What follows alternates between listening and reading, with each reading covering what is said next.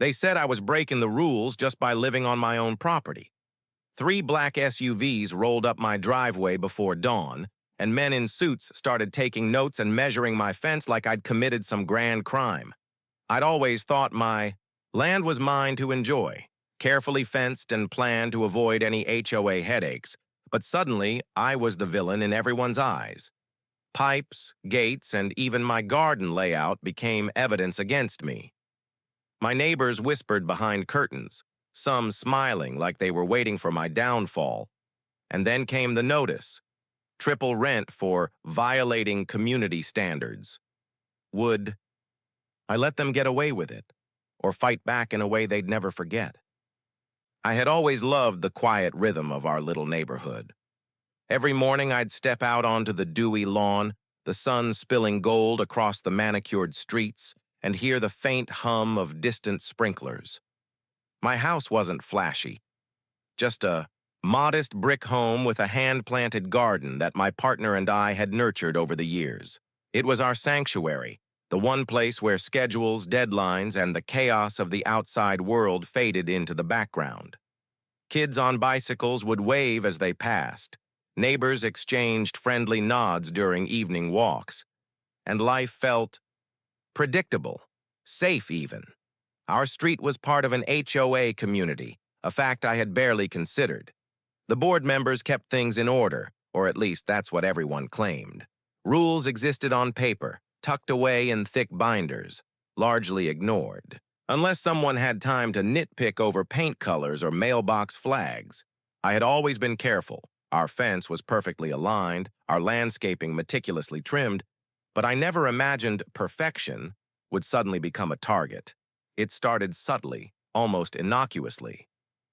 A neighbor mentioned offhand that someone from the HOA had been making rounds, checking fences and water meters.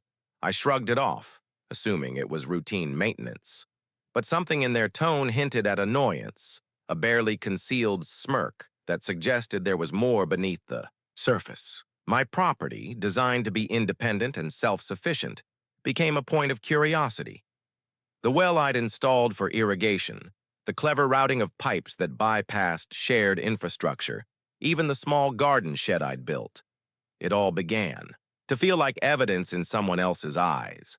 I tried to ignore it at first, immersing myself in everyday life. Weekends were spent mowing the lawn, tending to roses, and sipping coffee on the back porch while watching the sun slide behind the neighboring rooftops. I felt a sense of ownership, pride, and peace. Yet as I walked through the neighborhood, I noticed subtle shifts. Neighbors I'd greeted without hesitation now offered tight-lipped smiles. Conversations paused when I entered. Mailboxes, once ordinary, suddenly seemed to carry whispers I couldn't decipher. Something was changing, and it wasn't just the weather or the seasons. And then there were the minor signs: notes slipped under doors, vague warnings about compliance, casual remarks about property lines and community standards. Nothing concrete, nothing official, yet enough to seed doubt, unease, and that creeping suspicion that someone, somewhere, had started keeping a close watch. It was almost invisible, the way tension can slowly seep into a place you once called home. I knew life in a neighborhood came with rules, unwritten expectations, and the occasional petty gripe.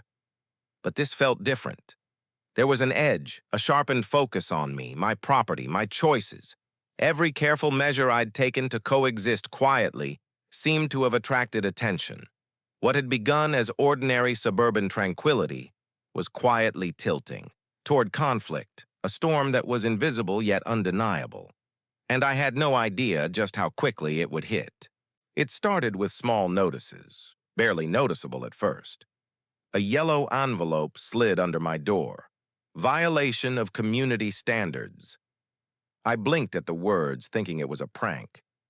The letter didn't specify what rule I had broken, only that my property required immediate attention or fines would begin. I checked the fences, the garden, the mailbox. Everything had been compliant for years. Nothing looked out of place. Still, the HOA seemed convinced otherwise. Days later, I came home to find a surveyor measuring my driveway. He ignored my questions and jotted notes furiously, glancing at my neighbors as if signaling some secret alliance. A week later, another envelope arrived, this time with a fine. $250 for improper exterior maintenance, it read. Maintenance. My lawn was pristine, my roses bloomed in perfect rows, and even my shed, though slightly weathered, matched every guideline I had followed meticulously. I called the HOA office. The receptionist sighed, her tone bordering on pity. "You need to come to the board meeting," she said. "They'll explain everything." The board meeting was worse than I expected. Sitting in a small, sterile room, I felt the weight of judgment before a single word was spoken. Chairs creaked as neighbors whispered and exchanged knowing glances. The HOA president, a woman who seemed to enjoy wielding authority like a weapon, began her speech with a broad smile that didn't reach her eyes. "We've received numerous complaints," she said, scanning a thick folder in front of her. "Your property has been repeatedly flagged for non-compliance." I tried to ask questions to clarify which rules had been violated. Each question was met with vague responses or worse, condescending reminders that community standards are in place for everyone's benefit. Nothing concrete. I realized then that the power wasn't in the rules themselves. It was in their interpretation, the selective application, and the threat of escalating fines. The harassment intensified over the following weeks. Notices appeared on my front door, a missing mailbox flag, a slightly crooked flower pot, and a garden hose not coiled to exact specifications. Each infraction came with fines, deadlines, and passive-aggressive comments suggesting I was disrespecting the neighborhood. It wasn't just about property standards anymore. It was a full-scale campaign to intimidate me. My once peaceful mornings became tense rituals of inspection, anticipating what new violation awaited me. Then came the surveillance. I noticed strange cars parked down the street, neighbors strolling past with notepads, and one evening a small drone hovering over my backyard. It wasn't illegal, at least not overtly, but it made the intrusion personal. Someone was watching, documenting every movement, waiting for a misstep. I couldn't enjoy my garden, or even a simple walk outside without feeling observed, judged, and scrutinized. The breaking point began with my well. Installed years ago to supply water for my garden and reduce dependency on municipal systems, it had always been a point of pride. I had every right to use it. Yet one morning, I found a notice claiming I was unauthorizedly extracting water, accompanied by a photograph of the well's cover. My mind reeled. I wasn't stealing. I wasn't harming anyone. Yet the HOA had spun it into a violation that could carry fines, or worse, legal action. Anger bubbled inside me, but so did confusion. How had living responsibly on my own land become a crime? I started, documenting everything, photos, timestamps, correspondence, preparing for a confrontation I had hoped to avoid. Every interaction with the HOA escalated the tension. Calls that should have resolved issues ended in lectures, emails went unanswered, and threats of additional fines became a constant background noise, like a ticking clock over my daily life. It wasn't just about money or rules anymore. My neighbors' attitudes began to shift subtly, often in ways I couldn't pinpoint. Casual greetings were replaced with cold nods. Conversations that once felt warm now carried an undercurrent of judgment. Some neighbors openly commented on my property during community walks, whispering about the illegal well or non-compliant structures. I could feel isolation creeping in, the subtle yet suffocating way communities turn against someone who challenges authority, even if only indirectly. One night, I returned home to find a notice stapled to my gate. Immediate inspection required. Failure to comply will result in escalation. My heart sank. Escalation. The word rang in my ears. What could come next? I hadn't done anything wrong. Yet the message made it clear that I was walking a tightrope, and one misstep would cost me more than fines. I realized then that this dispute was no longer about property. It was about power. And then the first real confrontation happened. 3 trucks rolled up my driveway, a small army of HOA inspectors armed with shovels, measuring tools, and an almost theatrical sense of authority. They began poking around my garden, lifting boards and tapping pipes with metal detectors as if searching for hidden treasure. The absurdity should have made me laugh, but it didn't. It wasn't very comfortable. And as they worked, the neighbors gathered along the street, their eyes following every move, some snapping photos, while others whispered. I stood frozen, anger and disbelief warring inside me, asking silently, how had life on my own land turned into this spectacle? The next morning, the notices escalated again. I opened my mailbox to find a stack of letters, each more aggressive than the last. One cited habitual noncompliance, threatening triple fines. Another claimed unauthorized alterations to community, property, referring to a section of the fence that technically bordered a shared easement. Though I had verified the line years ago, each notice was a calculated push, an attempt to wear me down, to make me question my own judgment. I decided to fight back cautiously. I drafted a detailed response, citing local property laws, HOA regulations, and the original community agreement. I have attached photos of the fence, the garden, and the well, highlighting their compliance with all documented rules.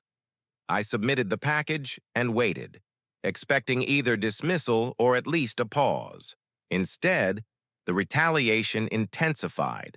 Anonymous complaints appeared in the neighborhood newsletter, painting me as a troublemaker and violator of community trust.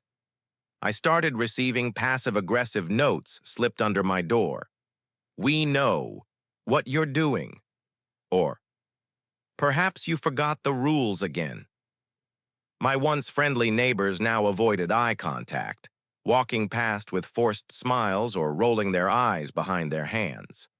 It was relentless.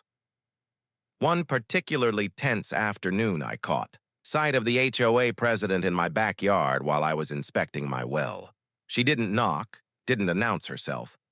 She appeared, clipboard in hand, measuring tape dangling from her belt, scanning every detail with meticulous scrutiny. When I asked her to leave, she smiled, cold and unwavering. I'm just making sure. Everything's in order, she said. You wouldn't want to be fined, would you? The threat, veiled in politeness, hit harder than any official notice. I began recording everything. My phone became a constant companion, capturing every interaction, every step the HOA took against me. The stress was mounting. Sleepless nights, frayed nerves, and continuous anxiety started to creep into my daily life. I had to check and recheck my property, my actions, even my conversations with neighbors. Each day felt like navigating a minefield of petty rules and watchful eyes. Then came the notice that genuinely shocked me, an official letter from the HOA legal counsel claiming that my well-constituted theft of communal resources and demanding repayment triple the average water usage for the past year. Triple. My mind spun. It was preposterous, impossible, and yet terrifyingly real. They had weaponized ambiguity, turning every action I'd taken into evidence against me. The tension escalated to a new level when my neighbors began reporting me for minor infractions. A tree I had pruned was obstructing view lines. A compost bin I maintained was unsightly, and my mailbox flag was non-compliant. Each complaint triggered more notices, more fines, more harassment. Every corner of my life was under inspection. The community I had trusted and the home I had loved became a stage for relentless scrutiny and psychological pressure. One evening, I found 3 trucks parked at my driveway before I'd even stepped out of the car. Men jumped out with shovels and metal detectors, approaching my well with suspicion, peering into my backyard as though it contained some grand contraband. I froze. The absurdity and audacity collided, making my blood run hot with rage. And as they worked, I realized that this wasn't just about the well, the fence, or the mailbox. This was a test of control. They wanted to prove they could dominate every aspect of my life, turning my home into a theater of intimidation. I knew I couldn't back down. Retreating would only embolden them. But confronting them meant escalation, perhaps public spectacle, and I had no idea what form it might take. Yet for the first time, I felt the spark of determination, an understanding that if I didn't push back, this relentless harassment would consume my life entirely. The stage was set. The notices, the fines, the spying, the public humiliation, they had pushed me to the edge, and on the horizon loomed the confrontation that would define this entire ordeal. The HOA had crossed a line, and I was preparing to meet them head-on. Stepped onto the porch that evening, looking out over my property, my heart racing. I knew one thing for sure. I wasn't going to let them win. Not quietly. Not this time. And yet, the question hung in the air like a storm cloud. How far would they go to assert control? And how far would I have to go to stop them? The day of reckoning arrived with a weight I couldn't shake. I had been preparing, documenting, strategizing for weeks. Yet as I stepped out onto my driveway, a pit of tension twisted in my stomach. 3 HOA trucks were parked at odd angles, their engines still. But the presence of the inspectors and legal representatives made my chest tighten. They were ready for battle. I could see it in their cold, calculating stares, the way they moved like predators circling prey. My neighbors lined the sidewalks, murmuring quietly, some with thinly veiled anticipation. Every eye seemed focused on me, every whisper like a countdown ticking toward the confrontation. The HOA president emerged first, clipboard in hand, her posture rigid, a small, satisfied smile playing on her lips. "We're here to enforce compliance," she said, voice calm but sharp enough to slice through the morning air. "We expect full cooperation." Behind her, the inspectors fanned out, measuring, snapping photos, and jotting notes as if my property were evidence in a high-profile investigation. My heart pounded, but beneath the fear, determination surged. This wasn't just about fines or compliance anymore. It was about control, and I wasn't about to surrender mine. I stepped forward, holding a thick folder of documentation, photos, legal references, and community guidelines I had meticulously compiled. "Everything here," I said, voice steady despite. "The adrenaline proves my property is fully compliant. Every notice, every fine, every threat. You've misapplied the rules, and I intend to prove it." The words hung in the air, sharp and defiant. For a moment, I saw the flicker of surprise in her eyes, the calculated facade cracking ever so slightly. They began their usual inspection, shuffling papers, pointing out minor details, questioning. The positioning of a garden hose, a flower pot, even the alignment of the well cover. But I countered each claim with clarity, showing official measurements, permits, and photographs. Each objection was met with evidence, and every accusation dismantled piece by piece. The tension built like a coiled spring. The air was heavy, with anticipation as the surrounding neighbors watched the clash unfold, a spectacle they hadn't anticipated. Then came the escalation. One inspector claimed the well interfered with community water rights and insisted it needed to be deactivated immediately. My pulse surged. My hands tightened around my folder. "That is false," I said, my voice rising, carrying over the murmurs of the crowd. "This well is entirely on my property. It's legal, safe, and pre-approved. You have no authority to demand its shutdown." The president's smile vanished, replaced by a thin line of irritation. "You're obstructing enforcement," she shot back, her tone now biting, aggressive. "We can escalate this legally immediately." For a heartbeat, time slowed. My mind raced. This was it, the ultimate test. Everything I had endured, the fines, the whispers, the surveillance, culminated in this moment. I raised the folder higher, spreading it across a table I had dragged onto the driveway, and began methodically presenting every piece of evidence.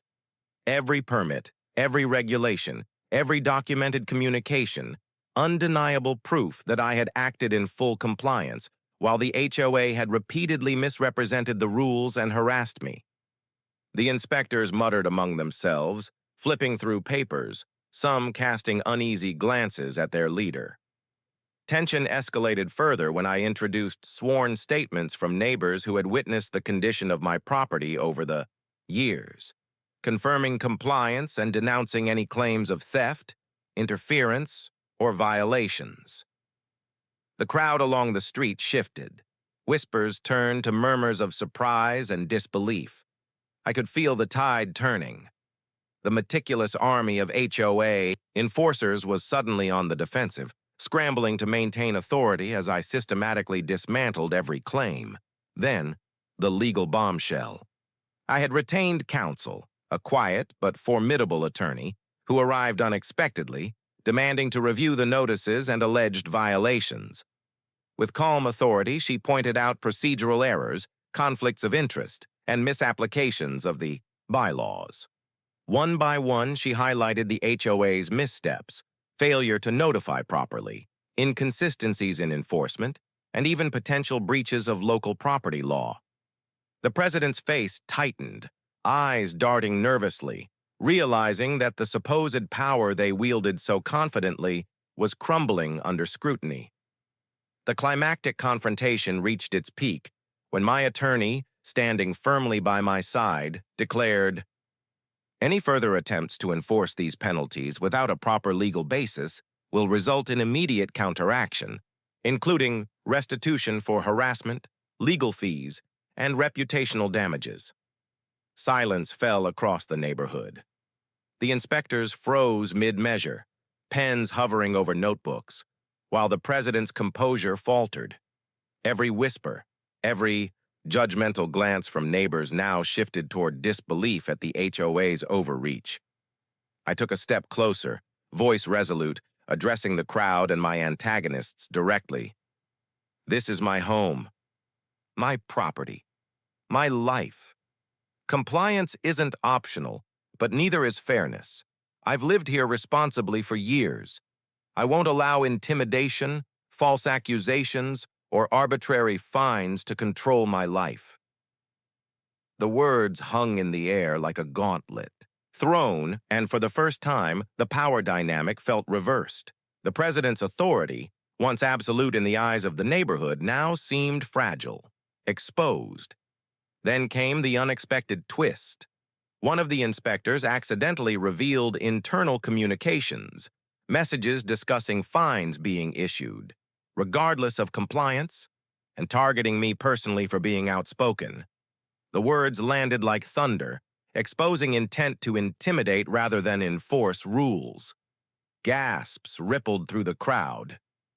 The tension cracked into chaos. The neighbors whispered in shock, some nodding in silent support, others staring at the board members with new eyes. I realized that the spectacle had reached the perfect tipping point. Every accusation, every harassment tactic, every intimidation attempt had backfired. What the HOA had intended as a show of dominance had become a public unraveling of their credibility. Their power, built on fear and selective enforcement, was collapsing under scrutiny. Logic and transparency. I felt an overwhelming surge of vindication, tempered only by the adrenaline still coursing through my veins. By midday, the confrontation had reached its peak, but the fallout was immediate. The president and inspectors retreated, flustered and silent, leaving behind the realization that their overreach had been publicly exposed. Neighbors approached cautiously, some offering apologies, others quietly expressing relief that I had stood my ground. The stakes had been higher than ever, the humiliation greater for the HOA than anything I had endured. I had faced their most aggressive tactics and emerged, not only unbroken but triumphant. As the crowd thinned and the neighborhood quieted, I stood on my porch, heart still pounding, surveying the property that had been the battleground. Everything was intact: my well, my fences, my garden, all proof that reason, preparation, and resolve could withstand even the most relentless harassment. Yet I knew this wasn't the end. The HOA had been publicly challenged, their tactics exposed. Still, the consequences, settlements, and long-term shifts in power dynamics were only beginning to unfold. I felt a mixture of exhaustion and exhilaration. The confrontation had been brutal, emotional, and exhausting. Yet, it had crystallized something vital. Boundaries, fairness, and courage were worth defending at any cost. I knew the following steps, legal, personal, and communal, would shape not only my life, but the neighborhood itself. The storm had passed, but the ripple effects were beginning to form, and I was ready for whatever came next. And as the sun dipped below the horizon, casting long shadows across my well-kept garden, I couldn't help but think, they had underestimated me at every turn. But the question lingered, sharp and unrelenting. How far would they go now that their power had been exposed, and what price would they pay for pushing me this far? After the climactic showdown, life in the neighborhood began to shift, though not overnight. The streets were quieter, and the whispers that had followed me for months gradually faded. Neighbors who once avoided eye contact now offered tentative nods or soft smiles, unsure how to approach me after witnessing the HOA's unraveling. It was as if the confrontation had rewritten the unspoken rules of engagement in the community. Fear had been replaced cautiously by respect. The balance of power had tipped, and the lessons were clear. Intimidation could be challenged, and overreach had consequences. In the immediate aftermath, the HOA scrambled to contain the damage. Notices and fines were quietly rescinded, meetings postponed, and a flurry of emails circulated internally to address the public fallout. The president, once a symbol of authority, became a figure of whispered criticism. Some neighbors openly questioned her actions, asking why petty disputes had been escalated into full-blown confrontations. The community, long accustomed to accepting arbitrary enforcement, began to see cracks in the facade. People realized that behind the rules, personalities and power plays often dictated outcomes rather than fairness or logic. I spent the first few days after the confrontation walking my property, surveying the space that had been both sanctuary and battleground. My garden was untouched, my well fully operational, and the fences remained as meticulously maintained as ever. It was more than just a physical victory. It was symbolic. Standing there, I felt the weight of months of stress and anxiety lift, incrementally, replaced by a quiet satisfaction that comes from having faced systemic harassment and emerged unbroken. I realized that the boundaries I had fought to protect were not just about my property. They were about autonomy, dignity, and the right to live without constant fear of arbitrary punishment. Legal repercussions soon followed. The documentation I had compiled, combined with the HOA's exposed missteps, gave my attorney leverage to negotiate settlements on my behalf. Letters arrived indicating that fines had been reversed, fees refunded, and further enforcement measures formally reviewed. The HOA board had no choice but to acknowledge in writing that my property was compliant and that their prior notices had been improperly issued. It was vindication on paper, a formal acknowledgement of the fairness I had demanded and fought for. Yet the consequences went beyond paperwork. The neighborhood itself began to change in subtle but meaningful ways. People became more willing to question the board's decisions, to speak out when something felt unfair. What had once been a community ruled by passive acceptance began to show signs of transparency and accountability. The intimidation tactics that had seemed so compelling now appeared weak in retrospect, and a new culture of cautious engagement slowly took hold. I became, unwillingly at first, a symbol for residents who had felt powerless against the HOA. My actions demonstrated that resistance was possible, that rules were not absolute if misused, and that courage, backed by preparation and evidence, could level an uneven playing field. Even my neighbors who had once whispered behind curtains eventually approached me. Some admitted they had feared retaliation for years, hesitant to speak up or question authority. Others expressed admiration for how I handled the ordeal, a combination of strategic thinking and unflinching resolve. Slowly, relationships began to mend, though trust had to be rebuilt carefully. I had learned firsthand how fear could erode community bonds, and how standing up for fairness could inspire others to reclaim their sense of agency. The long-term impact was also personal. I emerged from the experience more confident in my ability to navigate complex challenges. The months of harassment and scrutiny had tested my patience, my knowledge of property law, and my emotional endurance. I learned to document meticulously, to anticipate arguments, and to communicate with clarity under pressure. The ordeal had strengthened me, sharpening skills I didn't know I possessed. I felt more in control of my life, more capable of defending my rights, and more aware of the fine line between compliance and capitulation. Financially, the resolution also brought relief. The refunded fines and legal victories restored some of the resources that had been drained by the HOA's aggressive enforcement. More importantly, they reinforced the principle that standing up against overreach could yield tangible results. I could reinvest in my property, enhance my garden, and continue enjoying the space I had fought so hard to protect. But the real reward was the restoration of peace, the knowledge that I could live on my own land without constant fear of arbitrary punishment.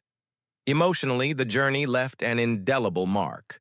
The initial months of harassment had brought stress, sleepless nights, and a sense of isolation. Yet through persistence and strategic action, I found empowerment in adversity. The confrontation forced me to confront not just the HOA's misuse of authority, but also my own capacity for resilience. I realized that standing firm, even when surrounded by intimidation and doubt, could shift dynamics, alter perceptions, and restore agency. It was a lesson that extended beyond the neighborhood, offering insight into how to face challenges in any area of life.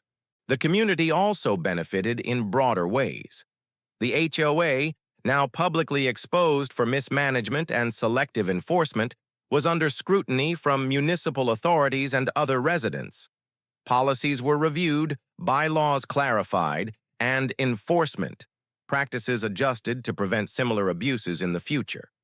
Meetings became more transparent, complaints were handled with greater diligence, and residents were encouraged to participate actively in decisions affecting their neighborhood. The ordeal, though disruptive, catalyzed a shift toward fairness and accountability that might never have occurred otherwise. Social dynamics shifted as well. Neighbors who had once conformed silently now voiced concerns, offered support, and engaged in conversations about community governance. The incident became a cautionary tale for those tempted to wield authority arbitrarily. It demonstrated that power without accountability is fragile, and that well-prepared and informed residents can effectively challenge even entrenched systems. The ripple effect extended beyond my property, reshaping the way people perceived rules, compliance, and community oversight. In reflection, the most significant impact was the reinforcement of principles. Autonomy, fairness, and diligence proved more decisive than fear and intimidation. The HOA had attempted to control, dominate, and humiliate, yet transparency, preparation, and persistence had turned the tide. I had transformed a situation designed to oppress into an opportunity to assert my rights, redefine boundaries, and inspire others. The neighborhood, once passive and wary, began to recognize the value of vigilance, advocacy, and reasoned challenge. Even the more contentious neighbors softened over time. The public confrontation had clarified the truth. The rules could not be twisted to target individuals arbitrarily. Mutual respect, previously eroded by secrecy and fear, gradually returned. Casual greetings became genuine again. Small conversations emerged where once there had been avoidance, and the garden walks resumed without judgmental glances. Life, while never exactly the same, regained a sense of normalcy and peace. I also noticed the subtle psychological shift in myself. The months of harassment had cultivated patience, strategic thinking, and emotional resilience. Where fear had once dominated, empowerment now prevailed. I had confronted not only an unfair system, but also my own initial hesitation, learning that preparation and clarity could convert anxiety into action. The process underscored the value of standing firm, documenting thoroughly, and addressing conflict with both evidence and composure. Perhaps the most powerful takeaway came from reflection. Property ownership, community living, and civic engagement carry responsibilities, yes, but they also have rights. The HOA's campaign demonstrated how easily authority can be abused, yet it also revealed the strength of individuals willing to defend fairness. Standing up for oneself is not merely an act of defiance. It is an assertion of dignity, autonomy, and reasoned judgment. The experience reshaped my understanding of community, responsibility, and the importance of vigilance in defending one's rights. Ultimately, the neighborhood's perception changed. Residents began to see the HOA's authority as conditional, accountable, and subject to challenge when misapplied. Meetings became forums for dialogue rather than threats. Rules were clarified, and a culture of cautious transparency took root. My role, once that of a beleaguered homeowner, had shifted. I became a symbol of what careful preparation, courage, and persistence could achieve. Looking back, the journey had been exhausting, emotional, and at times infuriating. But it also had lasting, positive consequences. The property I loved remained mine, the rules became fairer, and the community began to function more equitably. I emerged stronger, wiser, and more confident, carrying lessons that extended far beyond the HOA dispute itself. Boundaries had been defended, respect earned, and the principle upheld. No individual should be subjected to arbitrary power without recourse. And so, standing on the porch one evening, watching the sun cast long shadows over my garden, I realized the truth. Conflict, when met with preparation, courage, and unwavering resolve, can lead to transformation. The HOA had tried to dominate, intimidate, and humiliate, but in the end, fairness and diligence prevailed. The lesson lingered, not just for me, but for anyone watching. Sometimes, the only way to protect what is yours is to stand firmly, fight wisely, and refuse to be silenced. In the quiet aftermath, the neighborhood resumed its rhythm. Life moved forward, but it did so with new awareness. The saga of rules, fines, and petty disputes had concluded, but its echoes would remind everyone of a fundamental truth. Authority is only legitimate when exercised justly, and the courage to challenge it can reshape entire communities. And locked the gate that evening, taking a final look at the well, the fence, and the garden that had weathered the storm, I smiled, not from triumph alone, but from understanding. I had defended more than property, I had defended principles, and in doing so I had changed the rules, if only for a moment, in a world too often ruled by fear. The question that remains, though, lingers like a shadow in the quiet neighborhood. If you were in my place, would you have the courage to stand your ground, to challenge authority, and to fight for what is right, no matter the cost?